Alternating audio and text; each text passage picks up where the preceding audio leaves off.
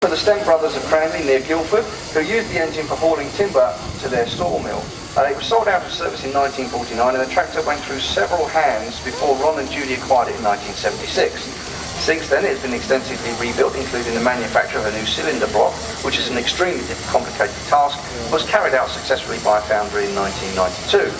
Ron has extensively researched the history of the gold medal tractor and has documented all the known survivors. The gold medal name was used as a result of Burrell's winning the 1907 Royal Automobile Club trials with this particular design. And coming into the arena now, another one that's making a welcome return. This is Crimson Lady. It's a Burrell traction engine which was built in 1927. It's owned by Mark and Roger Fensham and was displayed new on Burrell's stand at the Royal Norfolk Show in Fakenham, where it was sold to Bertie Sheldrake, a threshing contractor from Windermere in Norfolk. It was purchased by its present owner's grandfather in 1959, has been in the family ever since. During the last year, a couple of years, the engine has been extensively rebuilt, having had a new boiler fitted, and unfortunately, as you can probably see, the boiler actually runs through the centre of this thing, so to get to the boiler, you have to take everything else off. A monocoque chassis, John has just informed me. I'm not sure I should say that after I've had a couple of drinks.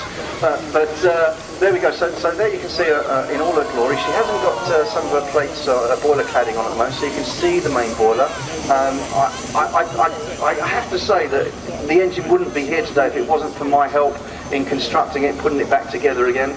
I've been down the yard many a time overseeing the repairs that have been going on onto it with a cup of tea in my hand and making it look like I know what the heck I'm doing. But Mark's done a fantastic job in putting it back together, and I'll tell you a little bit more about that in just a few minutes. Following Mark is exhibit number 24 now. This is Winifred. It's a Marshall traction engine which was built in 1905 and owned by Sandra Rogan from Dunstable.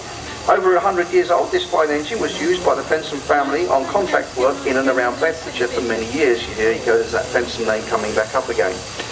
It's been rallied since the start of steam rallies in the 1950s and has seen 6 generations of the same family on her footplate.